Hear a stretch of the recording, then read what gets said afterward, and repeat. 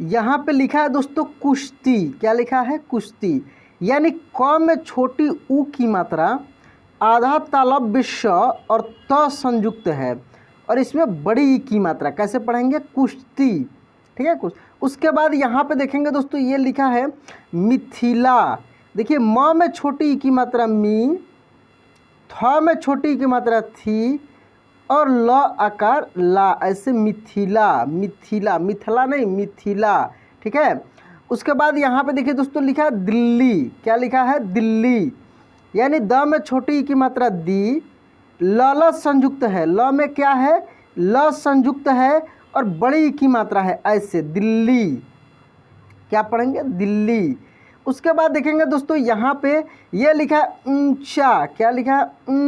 ऊंचा नहीं, ऊंचा। यानी नाक से इसका उच्चारण होगा। कैसे?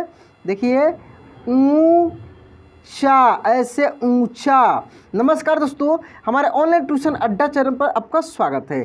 दोस्तों आज की इस क्लास में मैं आपको एक बहुत ही मज़ेदार कहानी के माध्यम से मैं शब्दों को आपको लिखना भी सिखाऊंगा और जो कठिन कठिन शब्द है उसको मैं प्रोनाउंस भी करना सिखाऊंगा। तो दोस्तों यदि आप इस चैनल पर नए हैं तो चैनल को सब्सक्राइब कर लीजिए, बेल आइकन दबा कॉल पर क्लिक कर लीजिएगा। तो आइए दोस्तों बिना देरी के हुए इस क्लास को हम शुरू करते हैं। यहाँ पे देखिए दोस्तों लिखा है गो नू, न में बड़ी की मात्रा है तो नू, गोनू।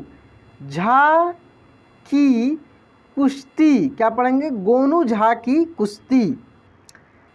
एक बार मिथिला के राज दरबार में दिल्ली का एक पहलवान आया। एक बार मिथिला के राज दरबार में दिल्ली का एक पहलवान आया। वह 7 फुट ऊंचा, भारी डील डॉल वाला, मजबूत। क्या पढ़ेंगे? मजबूत। ब में बड़ी ऊ की मात्रा है। ठीक है। शरीर वाला पहलवान था जिसकी बाहों की मछलियाँ देखते ही बनती थी। ठीक है। यानी वो पहलवान था, पूरे शरीर उसका बना ठना था।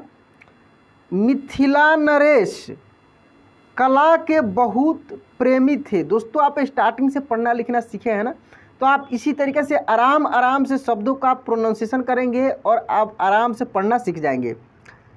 देखिए बड़े शब्दों को तोड़कर पढ़ सकते हैं, जैसे पहलवान। पहलवान को दरबार में बड़े आदर के साथ लाया गया। मिथिला नरेश कला के बहुत प्रेमी थे, इसलिए पहलवान को दरबार में बड़े आदर के साथ लाया गया। महाराज ने उसका स्वागत किया। महाराज क्या किए? उसका स्वागत किए। मिथिला नरेश पहलवान गर्विली वाली में बोला, मैं दिल्ली से आया हूँ और मेरा नाम ज्वाला सिंह है। गर्विली वाणी होगा। क्या होगा? वाणी। यानी पूरे गर्व से बोला। क्या बोला? कि मैं दिल्ली से आया हूँ और मेरा नाम क्या है? ज्वाला सिंह है। ये नाम भी भयंकर है दोस्तों। दिल्ली में मेरे मुकाबले का कोई भी पहलवान नहीं है। दिल्ली में मेरे मुकाबले का कोई भी पहलवान नहीं है।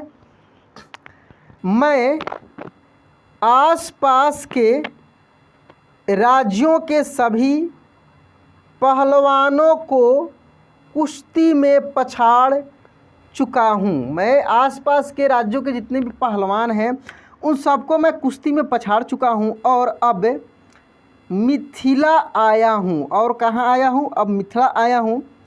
मैंने सुना है कि आपके राज्य में एक से बढ़कर एक मल्ल है। मल्ल पहलवान को बोला जाता है। मैंने सुना है कि आपके राज्य में एक से बढ़कर एक मल्ल है। ठीक है। तनिक मैं भी तो देखूं कि मुझे कोई टक्कर दे सकता है या नहीं। तनिक मैं भी तो देखूं कि मुझे कोई टक्कर दे सकता है या नहीं। मल्ल ज्वाला सिंह, हमें यह जानकर तो खुशी हुआ कि तुम्हें अपनी शक्ति का घमंड है। मुझे यह जानकर खुशी हुआ कि तुम्हें अपने शक्ति का घमंड है।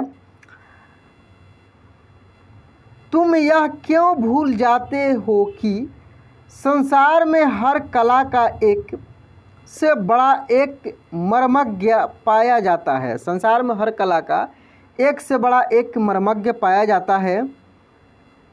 मिथिला नरेश ने कहा, किसने कहा? मिथिला नरेश ने कहा, महाराज द्वंद्व व कला, द्वंद्व क्या पढ़ेंगे? आधा द है, फिर व पर ऊपर बिंदी है तो फिर आधा द है, तो द्वंद्व व कला क्या पढ़ेंगे? द्वंद्व कला में मुझे आज तक कोई ऐसा नहीं मिला जो मुझे पराजित कर सके। मुझे आज तक कोई ऐसा नहीं मिला जो मुझे पराजित कर सके। ज्वाला सिंह बोला, किसने बोला? ज्वाला सिंह बोला, अवश्य ऐसी ही बात होगी, पर इसका अर्थ यह तो नहीं कि तुम कभी भी पराजित नहीं हो सकते। मुझे तो यही लगता है, मुझे तो यही लगता है।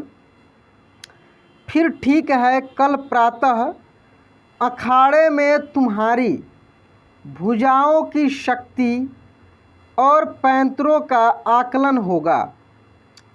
मिथिला नरेश ने कहा, और अगले दिन अखाड़े में ज्वाला सिंह गरज रहा था।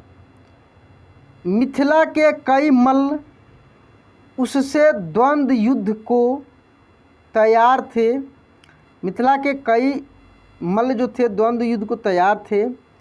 राजा के आते ही पहली कुश्ती शुरू हो गई। राजा के आते ही पहली कुश्ती शुरू हो गई।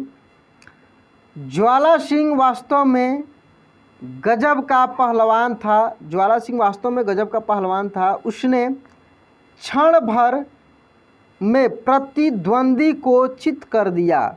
उसने क्षण भर में प्रतिद्वंदी को चित कर दिया।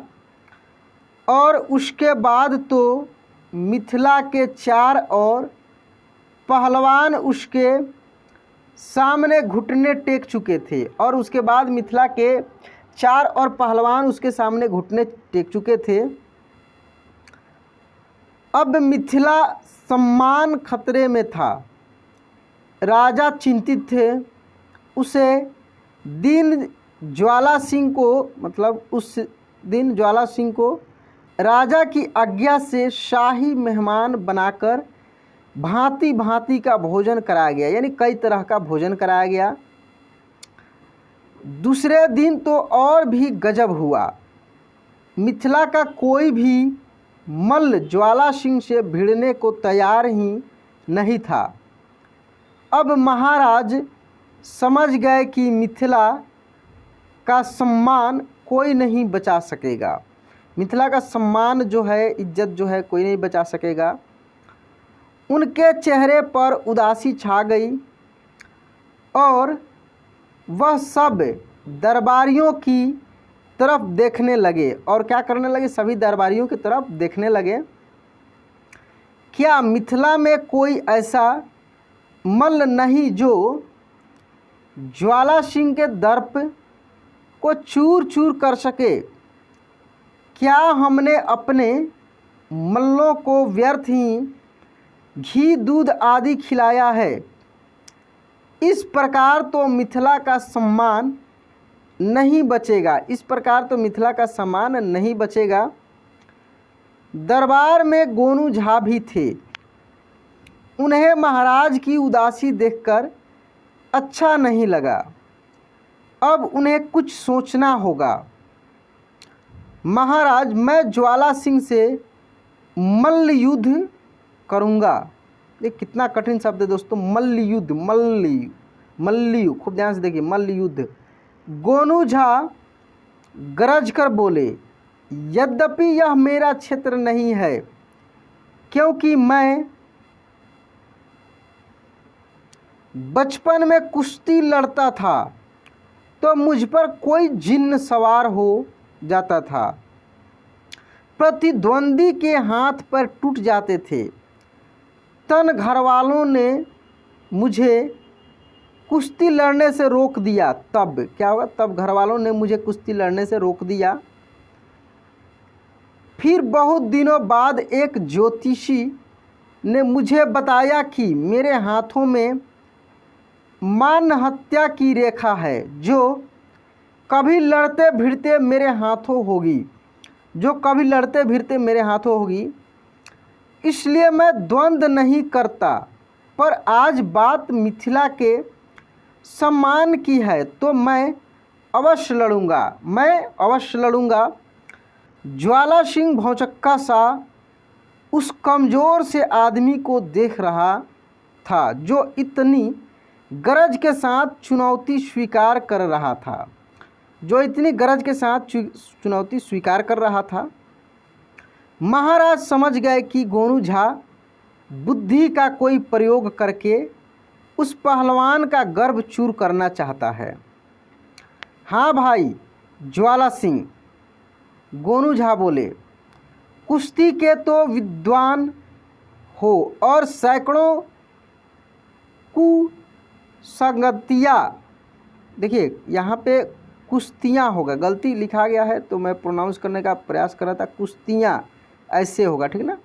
आप सैकड़ों कुश्तियाँ जीती भी होगी, ठीक ना, कुछ कुछ गलती टाइपिंग हो जाता है। कुश्ती की सरगम तो जानते होंगे, कुश्ती की सरगम जो है वो तो जानते होंगे। सरगम। ज्वाला सिंह अचकचाया, अरे सरगम नहीं जानते कुश्ती की, कैसे पहलवान हो? जानता हूँ ना, सब जानता हूँ, ज्वाला सिंह को कहना पड़ा। भरे दरबार में वह कैसे कह देता कि वह मल्ल होकर भी कुश्ती की सरगम नहीं जानता होती होगी कोई ऐसी चीज़, उसे का क्या उठा कर दे मारेगा। उसके बाद देखिए, तो फिर कल हमारी कुश्ती पंचम स्वर, द्रुत लय और पटक ताल से होगी। किससे होगी? पटक ताल से होगी। साथ ही काल भैरव राग में होगी। गोनू झा बोले। ज्वाला सिंह ने सहमति में सिर तो हिला दिया, पर उसका दिल लरज उठा। उसने आज तक उस तरीके से कुश्ती न लड़ी थी जिस तरीके से उसका प्रतिद्वंदी बता रहा था, वह तो एक भी न जानता था, वो कुछ भी नहीं जानता था उस बारे में। ज्वाला सिंह इसी उधेड़ बुन में था। रात्रि का भोजन करने के बाद आराम कर रहा था कि दरबारी बोला, कल तो वास्तव में मज़ा आ जाएगा, असली कुश्ती तो कल ही देखने को मिलेगी। गोनू झा पटक ताल में जरा कच्चे हैं, पर द्रुत लय में उनका जवाब नहीं।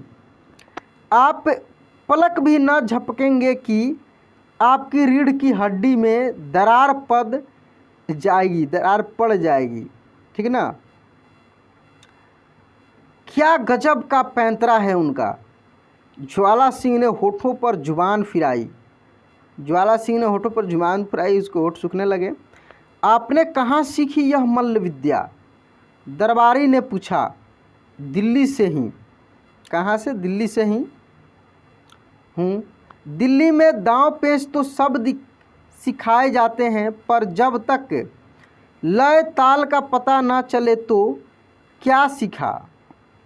गोनू झा तो राग काल भैरव के उस्ताद हैं, और काल भैरव तो आप खुद जानते हैं बड़े ही क्रोधी मल्ल है। काल भैरव तो बड़े ही क्रोधी मल्ल है, युद्ध है। ज्वाला सिंह को तो कुछ सूझ ही नहीं रहा था। अब मुझे आराम करने दो। वह दरबारी से बोला, प्रातः जल्दी जागना है, प्रातः जल्दी जागना है। दरबारी हंसता हुआ वहाँ से चला गया। सुबह अखाड़े में गोनू झा शेर की भांति गरज रहे थे। चारों तरफ भीड़ का कोलाहल था, चारों तरफ भीड़ ही भीड़ था। मिथिला नरेश अपनी गद्दी पर बैठे थे, पर दिल्ली के पहलवान ज्वाला सिंह का कहीं अता पता नहीं था। सारे मिथिला में खोजने पर भी वह कहीं नहीं मिला, सारे मिथिला पर खोजने पर भी वह कहीं नहीं मिला। महाराज समझ गए कि गोनू झा को विजेता घोषित कर दिया गया और ढेरों पुरस्कारों से नवाजा गया, और ढेरों पुरस्कारों से नवाजा गया।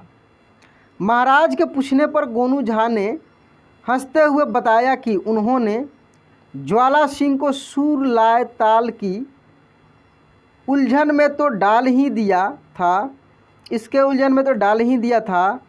रात को एक विश्वस्त दरबारी द्वारा उसे इतना भयभीत कर दिया गया कि उसने भाग जाने में ही भलाई समझी।